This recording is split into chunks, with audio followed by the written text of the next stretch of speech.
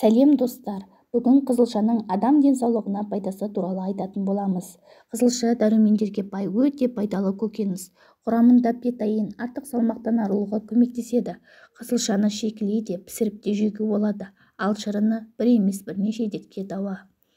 Тұмау мен суық тию ауруларын емдейді. Қызылша ағзадағы қабыну процестерін тоқтатады. Тамақ ауырғанда қызылша шырыны ем болады. Тамақ қызарып жөтел асқынғанда қызылша шырынымен тамақты шаю керек. Мұрын бітеліп гайморит мазалағанда қызылша шырынын 5-6 тамшыдан тамызады. Қызылша қанды көбейтеді.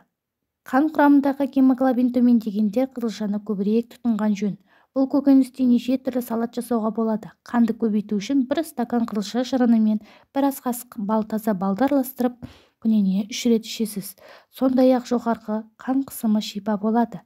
Қызылшадағы табиғи нитраттар қан тамырлары кеңейіп, артериялық қысымды төмендетеді. Бауыр мен асқазанның жұмысын жеңілдетеді. Егер күніне 3 қызылша шырынын ішетін болсаңыз, бауыр ауруы сізді мазаламайды. Қызылшаның құрамында бетаин бауырдың жұмысын жеңілдетеді. Сонымен қатар өт жолдарында, асқазан ауруларында, сары ауруда емдейтін қасиеті бар. Бұлшықеттерді нығайтады. Қызылшада бұлшықетті масалағанда көмектесетін магний мөлшері көп. Токсиндерді шығарады. Қызылшада пектин көп. Олар адам ағзасында радиация мен ауыр металдардан қорғайды. Холестеринді шығарады.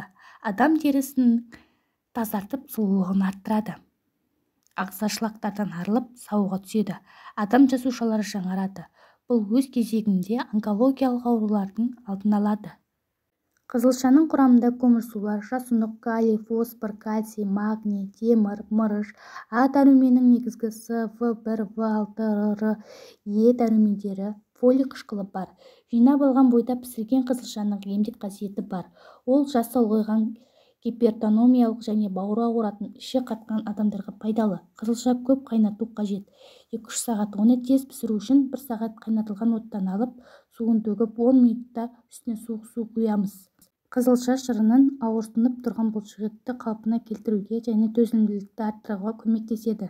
Қызылша іш қатуды да алдын алады. Достар, менің каналым ұнаса тіркеліп кетіңіздер.